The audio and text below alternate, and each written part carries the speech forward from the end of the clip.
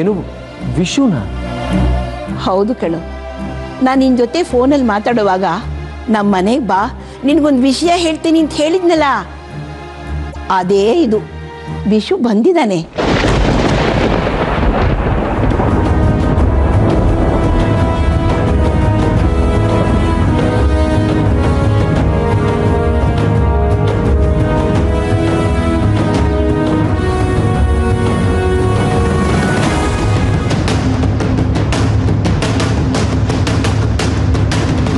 ಅವ್ನು ನಮ್ಮ ಹತ್ರ ಜೀವಂತವಾಗಿರ್ಬೇಕು ಅಂದ್ರೆ ನೀನು ನಾವ್ ಹೇಳ್ದಾಗ ಕೇಳ್ಬೇಕಷ್ಟೆ. ಒಂದು ವೇಳೆ ಮನೇಲಿ ಏನಾದ್ರೂ ಗೊತ್ತಾದ್ರೆ ಇಲ್ಲಿ ಇವನು ಪ್ರಾಣ ಹೋಗುತ್ತೆ. ಇಷ್ಟು ದಿನ ರಾಧಿಕಾ ನಮ್ಮ ಮಾತು ಕೇಳ್ತಾ ಇದ್ದಿದ್ದು ವಿಷು ನಮ್ಮ ಹತ್ರ ಇದ್ದಾನೆ ಅನ್ನೋ ಕಾರಣಕ್ಕೆ.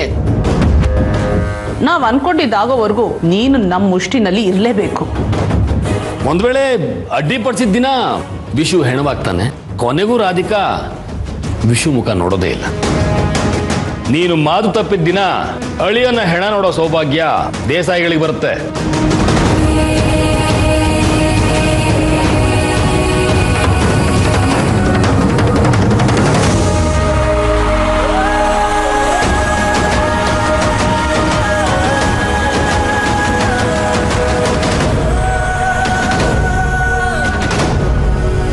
ಯಾಕೆ ಶೀಲಂ, ಏನಾಯ್ತು?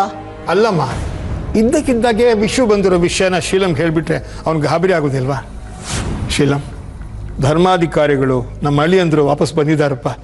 ರಾಜುನೇ ಕರ್ಕೊಂಬಂದ. ನಿಜನಾ ರಾಜು? ಹೌದು ಶೀಲಂ, ನಾನೇ ಕರ್ಕೊಂಡು ಬಂದಿದ್ದು. ಆದರೆ ಅದಕ್ಕೆ ಎಲ್ಲಿದ್ದಾರೆ ಅಂತ ಗೊತ್ತಾಗ್ಲಿಲ್ಲ. ಅದಕ್ಕೆ ಜೊತೆನೇ ಮನೆಗೆ ಬರಬೇಕು ಅಂತ ಹುಡುಕಿದ್ವಿ, ಆದರೆ ಅದಕ್ಕೆ ಸಿಗಲಿಲ್ಲ.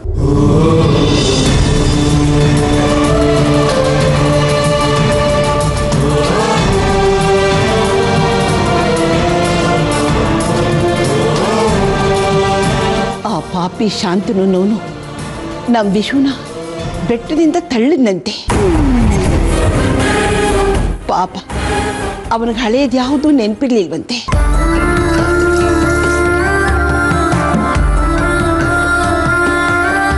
ನಾವೆಲ್ಲ ಸೇರ್ಕೊಂಡು ಅವನಿಗೆ ದ್ರೋಹ ಮಾಡಿಬಿಟ್ವಿ. ಅವನಿಗೆ ಹಳೆ ನೆನಪೆಲ್ಲ ಮರ್ತೋಗೋ ಹಾಗೆ ನಾನು ಮಾತ್ರೆ ಕೊಟ್ಟಿದ್ದೆ.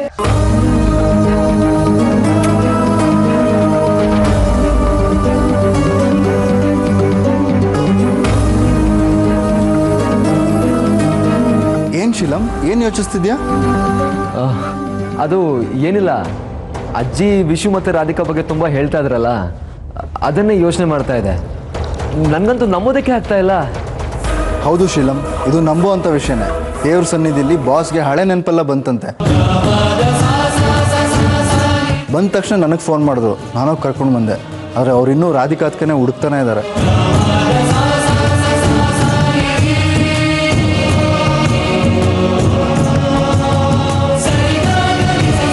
ನಿನ್ನ ಮಾತು ಕೇಳಿ ತುಂಬಾ ಖುಷಿ ಆಗ್ತಾ ಇದೆ.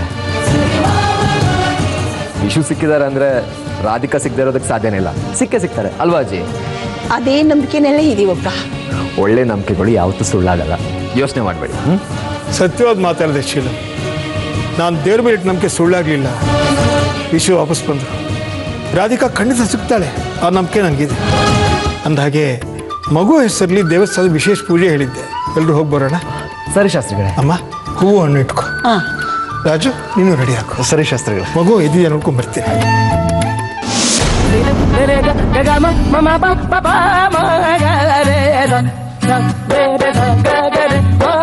ರಾಧಿಕಾ ನಂಬಿಕೆ ನಿಜ ಆಯ್ತು. ವಿಷು ಇಲ್ಲಿ ಬಂದಿದ್ದಾರೆ ಅಂದ್ರೆ ಶಾಂತನು ಹತ್ರ ವಿಷು ಇಲ್ಲ.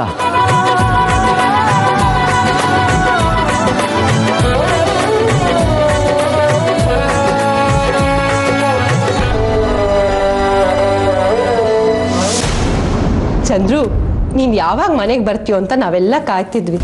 ನೀನು ನೋಡ್ತಾ ಇರು, ನೀನು ಎಷ್ಟು ಬೇಗ ವಾಸಿ ಆಗ್ತೀಯ ಅಂತ. ನಾವೆಲ್ಲ ಸೇರಿ ಒಂದು ವಾರದೊಳಗಡೆ ನೀನು ಎದ್ದು ಓಡಾಡೋ ಹಾಗೆ ಮಾಡ್ತೀವಿ. ನೋಡ್ತಾ ಇರು. ಅಮ್ಮ, ಅಪ್ಪ ಯಾವಾಗ ಹುಷಾರಾಗ್ತಾರೋ, ಯಾವಾಗ ಎದ್ದು ಓಡಾಡ್ತಾರೋ, ಯಾವಾಗ ಎಲ್ರ ಜೊತೆ ಮಾತಾಡ್ತಾರೋ ಅಂತ ದೊಡ್ಡಮ್ಮ ಕಾಯ್ತಾ ಇದ್ದಾರೆ. ಯಾಕೆ ಹೇಳು? ಯಾಕೆ ಜನಕಿ? ಅಪ್ಪಂಗೊಬ್ರಿಗೆ ಅಲ್ವಾ ಗೊತ್ತಿರೋದು ಮಧುಮಿತಾ ಯಾರು, ಎಲ್ಲಿದ್ದಾಳೆ ಅಂತ. ಅದಕ್ಕೆ ಸುಮ್ಮನಿರೋ ಜಾನಕಿ, ಹಾಗೇನೂ ಇಲ್ಲ. ಹೌದಮ್ಮ? ಹಾಗಾದ್ರೆ ಪ್ರತಿದಿನ ದೇವ್ರ ಹತ್ರ ಚಿಕ್ಕ ಯಜಮಾನ್ರು ಆದಷ್ಟು ಬೇಗ ಮನೆಗೆ ಬರಲಿ ಅಂತ ಬೇಡ್ಕೊಳ್ತಿದ್ರಲ್ಲ, ಅದರಲ್ಲಿ ಮಧುಮಿತಾ ವಿಷಯ ಇರಲಿಲ್ವಾ? ಇಲ್ಲ ಅಂತ ಹೇಳೋಕ್ಕಾಗಲ್ಲ.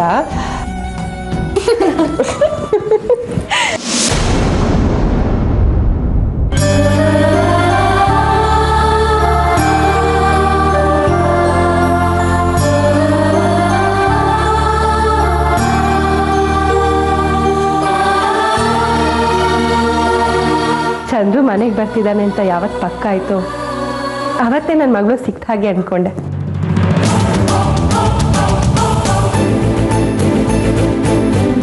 ಚಂದ್ರು ಹುಷಾರಾಗೋದನ್ನು ನಾವು ಕಾಯಬೇಕು.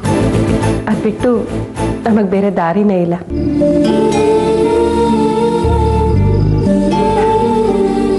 ನನ್ನ ಮಗಳು ಎಲ್ಲಿದ್ದಾಳೋ, ಹೇಗಿದ್ದಾಳೋ, ಯಾರ ಮನೇಲಿದ್ದಾಳೋ.